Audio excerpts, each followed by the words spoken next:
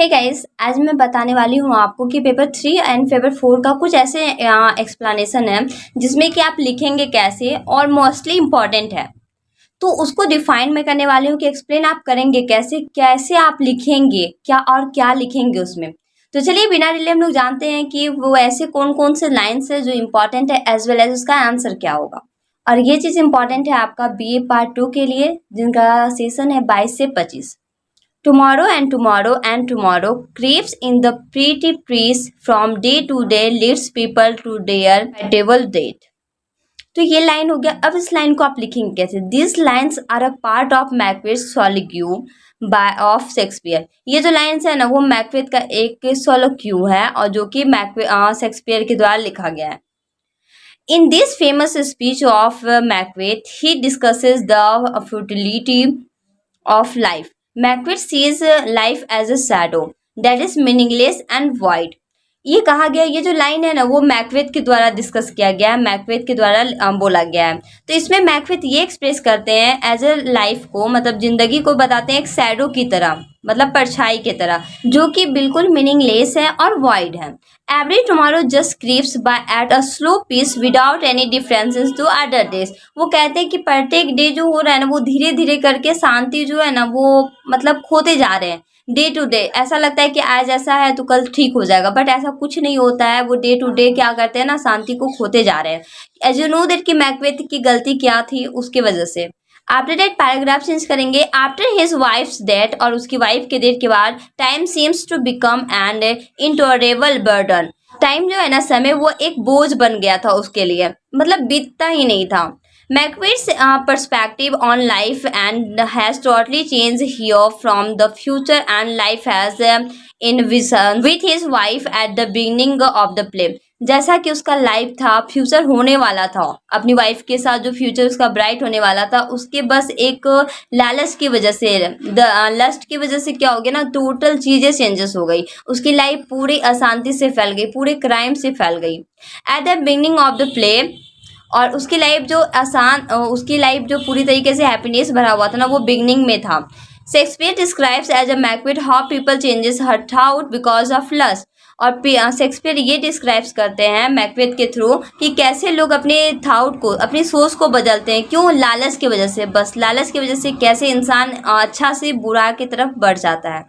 Next one is, if you can look into the seeds of time and see which grants will draw and which will not, speak then to me who neither beg nor fear your favors nor your hat। ये वाला lines जो है ना ये भी आपका Macbeth से लिया गया है।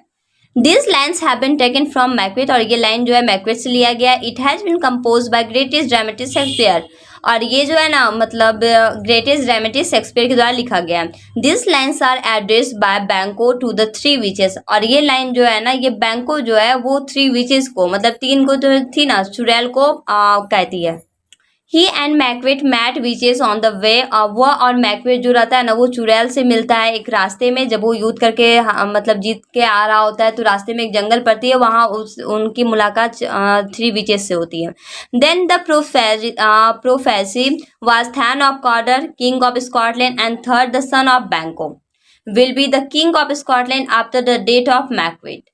और वो मतलब करती है, भविष्यवाणी करती है, तो वो क्या करती है कि तुम थेन ऑफ कॉर्डर बनोगे, सेकंड होता है तुम स्कॉटलैंड के किंग बनोगे, और थर्ड जो रहता है बैंको का बेटा मतलब किंग बनेगा स्कॉटलैंड का मैकबेथ के डेथ के बाद। ये भविष्यवाणी तय होता है। You will change the paragraph. Banquo said witches Macbeth can trust on your prophecy but I am not. Banquo witches से कहता है कि मैकबेथ तुम्हारी बातों पे विश्वास कर सकता है, तुम्हारी भविष्यवाणी को सच मान सकता है, लेकिन मैं नहीं। Because I believe on hard work, क्योंकि मैं विश्वास करता हूँ हार्ड वर्क पर। And we must live honest and faithful, और हम लोगों को ईमानदारी और वफादार के साथ ही रहना चाहिए।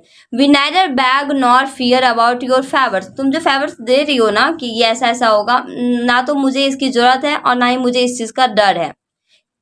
What will we do according to us and we accept everything। और जो भी होगा ना, जो भी हम लोग करेंगे अच्छा बुरा, वो हमारे ऊपर रिस्पॉन्सिबिलिटी होगा, पर मैं तुम्हारी बातों में नहीं आने वाला। ऐसा करके बैंको थ्री विचेस को कहते हैं। ये लाइन का मतलब था आपका एक्सप्लेनेशन हुआ। ये जो लाइन दिया गया था ना, इस लाइन का मीनिंग ये निकलता है। Next one is, if music be the food of love, play on, give me access of it. That's suffering, though appreciate, may she can add, so die that strength gain, it had a drying fall. The above lines are taken from the play Twelfth Night written by Shakespeare. ये जो ऊपर जो line आपने देखा वो line twelfth night से लिखा गया है और शेक्सपियर के द्वारा लिखा गया था. The lines are spoken by Orsino, और ये लाइन जो है ना वो ऑर्सिनो के द्वारा बोला गया है. The Duke of Illyria, Illyria का राजा रहता है Orsino. At the start of the play, और प्ले के स्टार्टिंग में ही falls in love with Olivia, Olivia से वो प्यार में पड़ जाता है, मतलब ओलिविया से वो प्यार करता है. The sentimental Duke consider music at the food of love, तो ड्यूक जो रहते हैं ना वो म्यूजिक को मतलब लव का फूड मानते हैं, प्यार का भोजन मानते हैं. He says that if it be so then the music must continue to play. वो कहते हैं कि यदि वो मेरी होती तो म्यूजिक जो रहता है ना वो कंटिन्यू रहता इस प्ले में. उनका मानना है कि म्यूजिक जो है ना एक फूड की तरह है, एक भोजन की तरह है. Orsino's love for Olivia and his love for music seems to be interchangeable in his mind. Orsino का जो प्यार था ओलिविया के लिए वो ऐसा माना जाता है कि वो एक म्यूजिक की तरह उसके माइंड में सेटअप हो चुका था, मतलब इसको नहीं चेंज करने वाला ऐसा मोमेंट बन चुका था. He feels if he will not get her love, he will be try. उसे ऐसा लगता था कि यदि वो उसका प्यार नहीं पाएगा तो वो मर जाएगा. Without food we will be getting sick like this. Her love it is a music of food. और वो कहता है कि जिस तरह खाने के बिना हम लोग धीरे धीरे बीमार पड़ जाएंगे और एक दिन मर जाएंगे, एज अ सेम वे अगर वो नहीं मिली तो मैं भी शायद मर जाऊंगा. और उसका प्यार के लिए ये फूड ऑफ म्यूजिक का शो करते हैं इसमें. It reveals Orsino passive sentimentally, it is also a cry that love is an active motion. और ऑर्सिनो का प्यार ओलिविया के लिए कैसा था ये वाला लाइन में ऐसा शो हो रहा है. तो आपको लिखना है कि ओलिविया के ऑर्सिनो का प्यार ओलिविया के लिए कैसा था, ये इसमें डिफाइन किया गया, ये वाले लाइन पे ये कहना चाह रहा है. And the last one is, but man is not made for defeat. He said a man can be destroyed but not defeated. लेकिन इंसान जो होता है ना वो कभी हारने के लिए नहीं बना होता है. वो कहते हैं कि एक कोई भी इंसान ना डिस्ट्रॉय हो सकता है लेकिन हारता नहीं है. ये लाइन कहाँ से लिया गया? तो this lines have been taken from the old man under sea. ये लाइन जो लिया गया वो the old man under sea से लिया गया. It has been compose by Ernest Hemingway, और ये अर्नेस्ट हेमिंग्वे के द्वारा लिखा गया है. The total story based on the man Santiago, who was a man of bubbling courage and brave.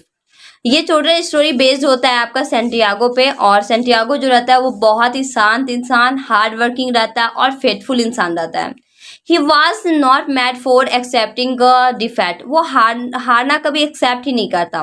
He was ready to face the music of love. और वो ready रहता है लाइफ के म्यूजिक को फेस करने के लिए. लाइफ की जितनी भी प्रॉब्लम्स होती है, जितनी भी समस्या उसके सामने आती है, उस सारे को मतलब फेस करने के लिए वो हमेशा रेडी रहता है. पैराग्राफ चेंज होगा. After that he was self dependent and was not at all prone to accept defeat in life. He went for 84 days in the Gulf Stream without a fish. उसका मतलब ऐसा माना जाता है कि सिर्फ कहा जा रहा है कि वो सेल्फ डिपेंडेंट है और वो हारता नहीं है. इसमें ये भी दिखाया गया है कि 84 डेज 84 दिन से वो क्या था, स्ट्रीम में था, लेकिन कोई भी फिश उसको नहीं पकड़ में आता है. But he did not loss his patience, लेकिन वो कभी भी अपना पेशेंस नहीं खोता, धैर्य नहीं मतलब खोता है. He felt that to accept the defeat is the end of life. उसे ऐसा लगता है कि यदि मैं हारने को एक्सेप्ट कर लूंगा तो जिंदगी का अंत तो यही हो जाएगा. A man in true sense is not bound to get defeat. और उसका ये मानना है कि कोई भी इंसान अगर सच्चे दिल से जो भी चीज चाहता है ना, जो भी करना चाहता है वो कर सकता है, तब तक जब तक वो उसके अंदर से ये आवाज ना आ जाए कि वो कर लेगा. Santiago was an old man, but in spirit he was animated. We must be like him. Santiago जो थे हालांकि वो ओल्ड मैन थे, लेकिन वो एक स्पिरिट बन चुके थे जो कि हर किसी के अंदर मिल सकता है, और हम लोगों को उसी की तरफ बनना चाहिए. तो कीप पेशेंस, काम एंड ऑनेस्ट. पेशेंस रखना चाहिए, काम होना चाहिए और ऑनेस्ट रखना चाहिए. ये कुछ ऐसे एक्सप्लेनेशन के मैंने लाइंस बनाए जो बहुत ज़्यादा मोस्टली इंपॉर्टेंट है पेपर 3 एंड पेपर 4 के लिए, जो इसका सेशन 22 से 25 है. आई विश कि आपको ये वीडियो अच्छा लगा हो, आपको समझ में आया हो कि ये जो लाइन है इसमें आप एक्सप्लेन कैसे करेंगे, और एक्सप्लेनेशन का तरीका भी आप देख ही चुके कि कैसे होता है. और मैं इसका नोट्स आपको टेलीग्राम पे सेंड कर दूंगी, जिसका लिंक डिस्क्रिप्शन बॉक्स में मिल जाएगा. I wish it will be helpful to you. And now if you have any doubt or confusion, you can ask me in comment box. Thank you so much for watching my channel.